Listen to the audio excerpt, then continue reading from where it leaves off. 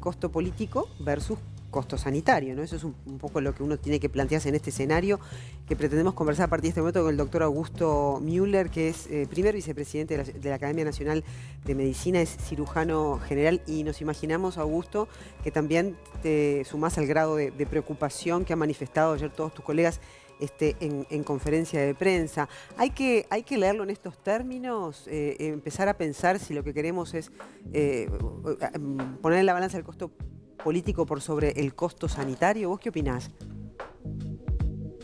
No creo que haya que verlo en esos términos, porque no se trata de contraponer una cosa con la otra. Lo que hay que hacer es buscar las decisiones más equilibradas y más armónicas con lo que constituye la totalidad de la vida social y sanitaria del país. Es bien sabido que medidas en un cierto sentido pueden tener efectos colaterales adversos en otro ámbito de la actividad. Así que es todo un arte y toda una técnica poder obtener esos equilibrios. Claro. No creo que deba contraponerse eso al costo político, y no creo que esté ocurriendo tampoco. Perfecto. Lo que está ocurriendo me parece que son decisiones muy difíciles de tomar. Claro, pero hay que tomar decisiones, ¿no? Llegó la hora de tomar decisiones y todos estamos aguardando hoy la tardecita para que el presidente nos dé alguna noticia respecto a estas medidas. Ayer la Sociedad Científica pedía estas medidas para reducir la movilidad, aplicarlas en estas próximas 3 semanas. ¿Por dónde tendrían que ir esas medidas, Augusto? Más allá de las genéricas que se anunciaron ayer, es decir, Uruguay nunca se planteó restricciones obligatorias, por ejemplo. ¿No sería el momento de tomarlas? Bueno, en cuanto a las sugerencias del tipo de medidas, la Academia tiene 9 integrantes en el GACH y en ellos deposita toda su confianza y todo su potencial de sugerencia en ese sentido. Así que yo diría que es a ellos a los que habría que remitirse para ver cuáles son las medidas a sugerir.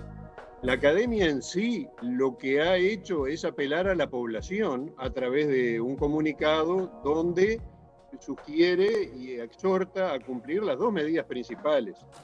No la llamada movilidad, sino el aglomeramiento. Eso es lo que hay que evitar. Si uno anda en bicicleta por la Rambla no le va a pasar nada, pero si uno se aglomera en la Rambla con otras personas puede llegar a pasar. Y la exhortación a la vacunación masiva, como se decía hace un rato. Toda medida que tienda a estas 2 cosas va a ser una medida efectiva y bien recibida. ¿Entienden pertinente una vacunación obligatoria para el personal de la salud?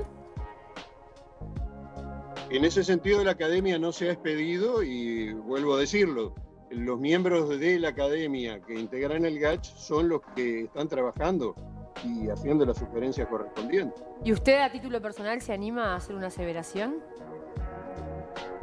En cuanto a la obligatoriedad, Sí.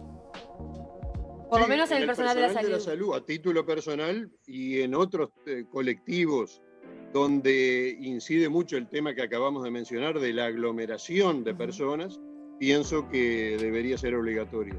Bien. Daniel festeja. Es de los míos, el profe, un gusto saludarlo, profe Müller, después de tantos años. Allá igualmente. Pasteur 1989, muchos años atrás. Muchos años. Exactamente. ¿Qué diría a todos estos grupos antivacunas que están circulando? Porque hay mucha gente que les da corte igual. Digo, es increíble, pero les da corte. ¿Hay que desestimarlos? Es muy penoso y muy difícil asumir una actitud ante ellos cuando hay tanta evidencia histórica, actual, científica y de todo tipo a favor de las vacunas. Realizar una tarea educativa en esos grupos es muy difícil porque están basados en creencias. Pero no hay nada más difícil que combatir una creencia. ¿Cómo se combate una creencia? ¿Cómo se hace para que yo no crea lo que creo? Pero profesor, mire que no están en contra de las vacunas en general, sino de esta vacuna en particular. Ese es el detalle, ¿no? Sí. No es toda la vacuna. Hay de las 2 cosas. Hay de las dos cosas, pero lo pero que están en contra de esta vacuna en particular surge de otros elementos que se han hecho evidentes en cuanto a algunas observaciones respecto a algún tipo de vacuna y muchas visiones de tipo conspirativo y cataclísmicas en cuanto al origen de esta enfermedad. Nadie habla de quién quiso sembrar la viruela muchos siglos atrás en la humanidad, pero sin embargo, en este sentido sí se está hablando. Son todas cosas que pasan por las creencias. Entonces, los médicos y la población en lo que deberíamos creer es en la ciencia. Y la ciencia es muy claro lo que sugiere y lo que está haciendo. Doctor, ayer en la conferencia de prensa, Gustavo Greco, el presidente del sindicato médico, explicaba que en todos los niveles asistenciales ya se está viendo desbordada, ¿no? A veces necesitamos que nos cuenten o que nos expliquen la situación para que podamos entender. ¿Nos puede relatar alguna situación a modo general de qué es lo que está pasando? ¿Cuáles son esos desbordes? Bueno, yo no tengo actividad médica en este momento, yo estoy en retiro, pero me puedo imaginar claramente que el problema principal radica en los lugares de internación. Porque los lugares de internación, sobre todo los especializados como los CTI, son el punto más fino de la cadena. Es ahí donde se produce la mortalidad. Claro. Si un CTI o si los CTI se saturan, el problema pasa a ser muy grave. Por supuesto que también genera esto, en la otra punta de la cadena asistencial, la mayor demanda de consultas domiciliarias, que es lo que se ha recomendado en las emergencias móviles. Y eso produce el otro punto de sobrecarga, ¿no? Bien. Ayer conversaba con una persona que atiende habitualmente personas con COVID, ¿no? En domicilio, con internación domiciliaria y demás. Y me decía que de unos días a ayer estaba viendo en la primera mirada clínica de esos pacientes como una mayor afectación prontamente a contagiarse del virus. ¿Saben en la academia o tienen datos de si esta nueva variante genera determinadas características particulares en cuanto a la afectación física y de la presentación de síntomas? No, en lo personal no tengo mayor información que la que se ha difundido. Y la academia no ha tocado este tema en profundidad. Y lo que se ha destacado es la mayor contagiosidad de esta cepa. Claro, sí. Aunque hay algunas versiones que también hablan de una mayor agresividad, ¿no? Claro. Augusto, usted al principio de esta conversación, cuando le pedía opinión respecto a si estábamos ya en un escenario de pensar en restricciones obligatorias, ¿no? Me decía que la academia tiene en el GACH sus representantes y sus expertos. Pues bien, desde el GACH ya se están dando señales en la interna. De hecho, hay opiniones encontradas dentro de lo que es ese grupo asesor. En cuanto hay más que menos que ya están diciendo, bueno, para parar esto, la única manera es hacer lo que han hecho los países europeos, ¿no? Porque comparativamente estamos como en una ola de estas parecidas a las que veíamos al principio del año pasado acá, ¿no? En España, en Italia. Se lo pregunto desde ese punto de vista.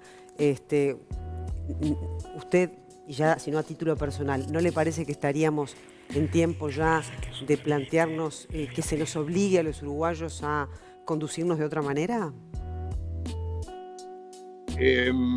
Todo aquello que conduzca a reducir los contactos interhumanos innecesarios, y esta medida podría estar dentro de ellos, puede apoyar el buen resultado de la campaña epidémica. Yo no tengo una postura personal porque a mí se me escapan los efectos adversos que pueda tener una conducta de este tipo, porque también se pueden generar, como decíamos hoy, otras que no son los buscados cuando hay una supresión de la actividad en forma obligatoria. Por 3 semanas, ¿no? Estamos hablando. Esto ¿Cómo? Es un periodo de 3 semanas, tampoco es una cosa que vaya a perpetuarse en el tiempo, ¿no? Es una ventana, digamos, restricción obligatoria. Por supuesto que eso es una medida razonable y a ser tenida en cuenta. Bueno, muy bien. Seguramente está siendo tenida en cuenta. Muy bien. Augusto, pero sí. Yo no la voy a sugerir y la academia no la ha sugerido. Está claro. Augusto, muchas gracias por acompañarnos esta mañana, ¿eh?